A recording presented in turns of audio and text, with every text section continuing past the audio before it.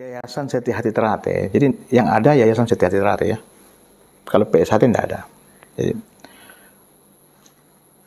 sejatinya Yayasan Seti Hati Ternate ini masih berproses ya terkait adanya pergantian pengurus yang dilakukan oleh pembina secara dengan cara tidak wajar lah kan.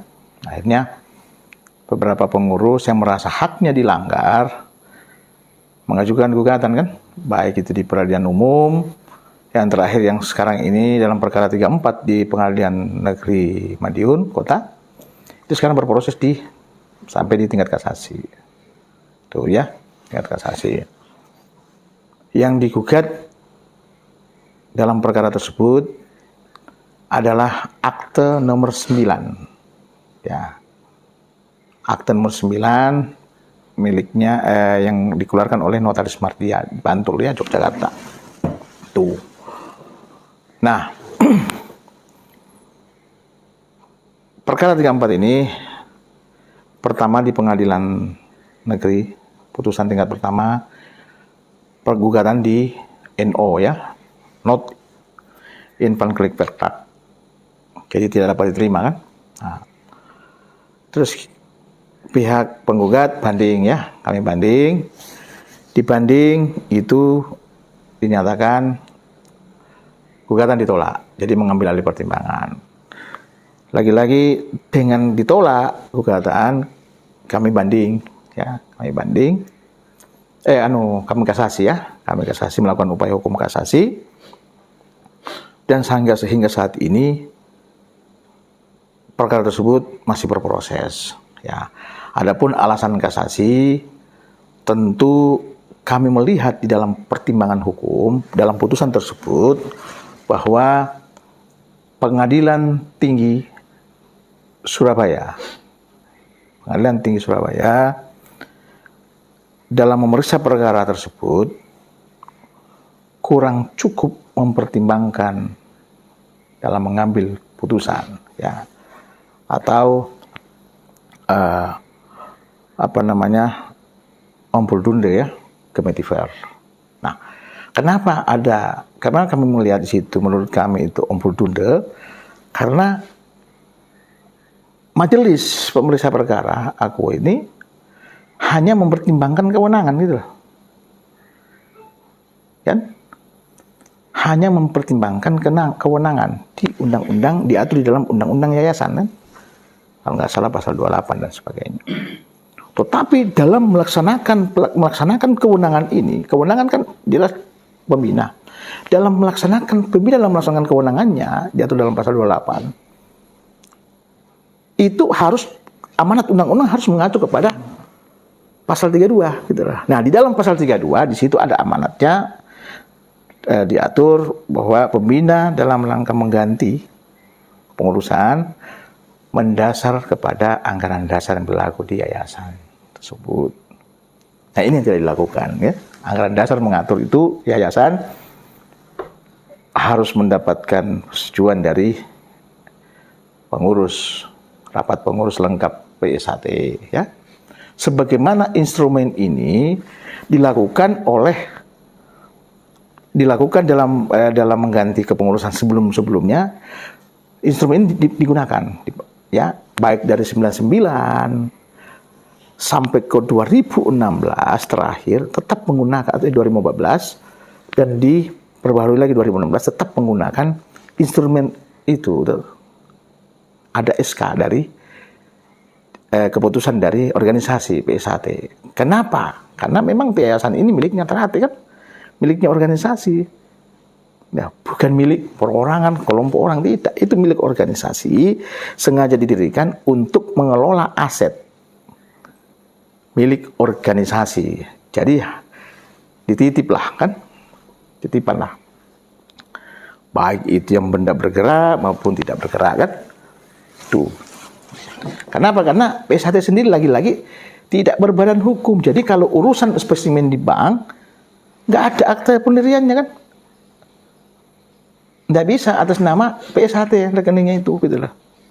Itu jadi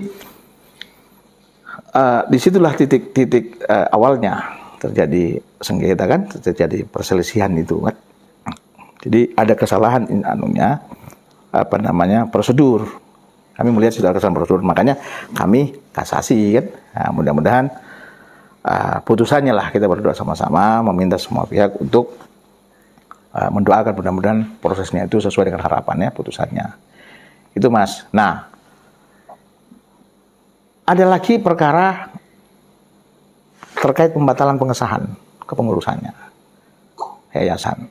Perkara nomor 25 yang berproses di Pengadilan Tata Usaha Negara Jakarta. Sekarang hari ini tadi sidang sudah dioplik dan sidang berikutnya sudah mulai pembuktian surat. Ya, tanggal 13 kalau tidak salah. Kita sudah mulai pembuktian.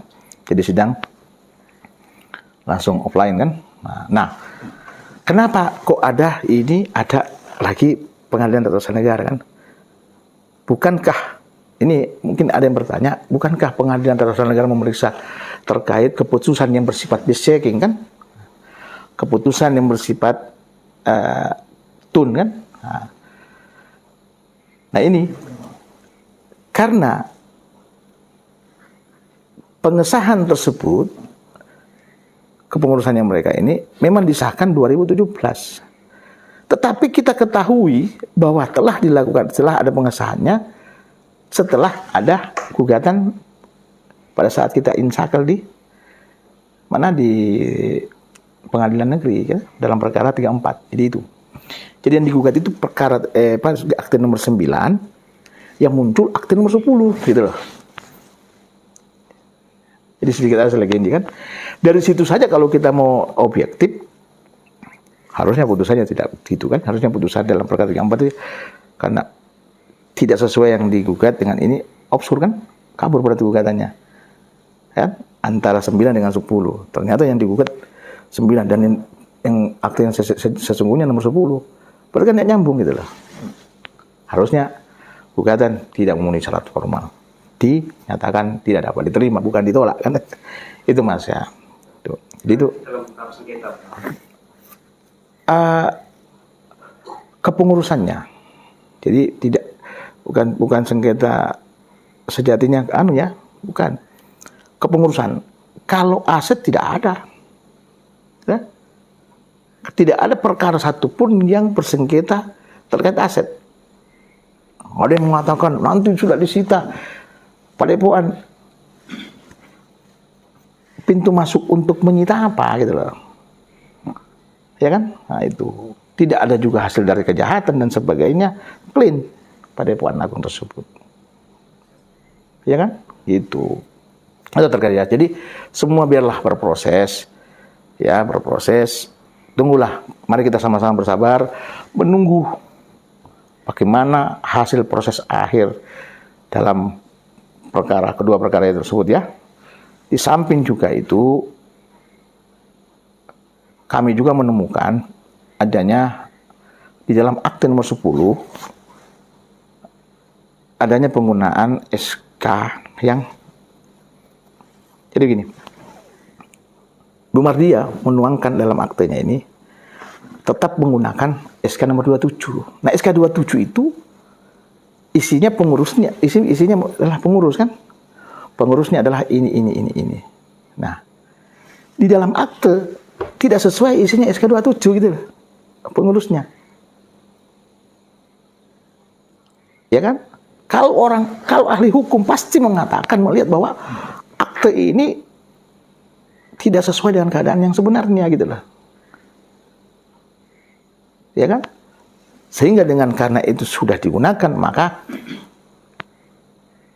dari lembaga hukum PSHT, salah satu dari tim hukum perkara melaporkan peristiwa hukum tersebut karena ditemukan di dalam pada saat insakeling dalam perkara tersebut. Pemberkasan kan kita mempelajari berkas di dalam untuk banding, kita menemukan ternyata ada akte ini kan, dia masih menggunakan pintu masuknya ini, instrumennya SK27. Ada SK27. Fisiknya SK27 yang ada pada kami gitu loh.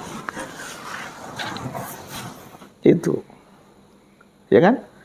Tentu di sini kalau sudah tidak sesuai akte tidak sesuai lagi dengan isinya, ya tentunya di sini ada perbuatan pidana lagi setelah Barfit kan.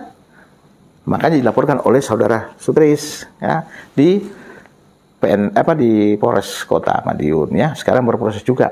Kalau nggak salah notarisnya sudah mulai untuk siap-siap dipanggil atau diperiksa, sudah mulai ke sana.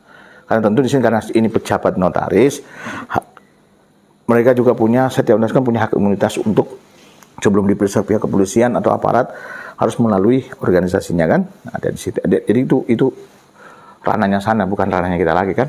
Urusannya Pengda ini dan Pengwil kan, itu Mas, yang terkait yayasan.